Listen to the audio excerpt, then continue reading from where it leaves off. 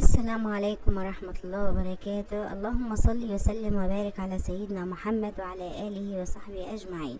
ازيكم يا حبايبنا، عاملين ايه؟ يا رب تكونوا بأفضل صحة وأحسن حال.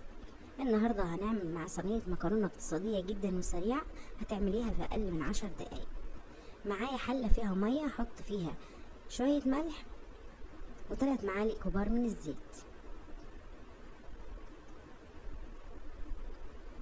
هضيف فيها كيلو مكرونة، هخليها على النار لغاية ما تستوي نص سوا، مش هسلقها سلق كامل.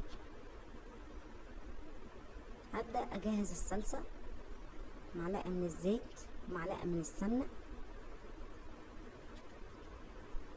هشوح فيهم بصلة كبيرة مفرومة اهو، بضيف البصل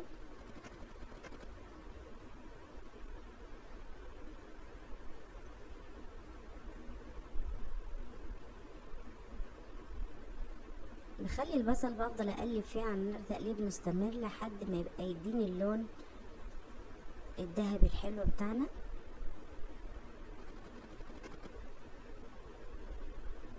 زي ما انتوا شايفين، ببدأ ابرد المكرونة بعد ما سلقتها نص سلقة. ادي لون البصل، بحبه غامق شوية عشان يديني لون للصلصة حلو.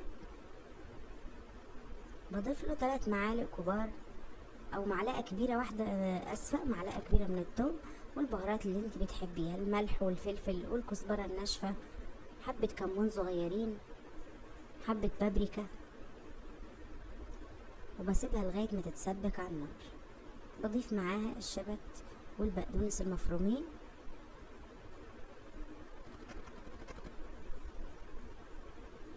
انا كده حطيت المكرونه في الحله، بحط لها معلقه من الزيت عشان تفك من بعضها وما تلزقش.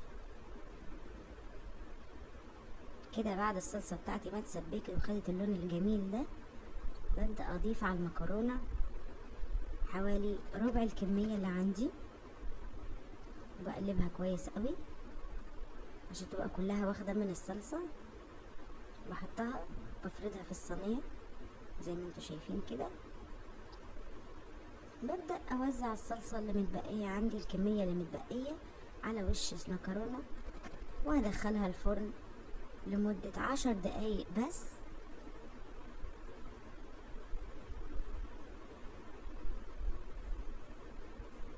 ادي شكل المكرونة بتاعتي لما طلعت من الفرن، مقرمشة، وشها مقرمش وجميل، ومن جوه طرية ومستوية جدا. هتجربوها، طعمها رهيب رهيب رهيب، هيعجبكم جدا، مش هتبطلي تعمليها لولادك ابدا. لو عجبكم يا حبايب الفيديو، ما تنسوش تشتركوا في القناة وتحطوا اللايك وتفعلوا زر الجرس عشان يوصل لكم كل جديد. ادي المكرونة بتاعتي، ما اقولكمش ريحتها عاملة ازاي، كانت رهيبة رهيبة جدا وجميلة جدا. وبالهنا والشفا، والسلام عليكم ورحمة الله وبركاته.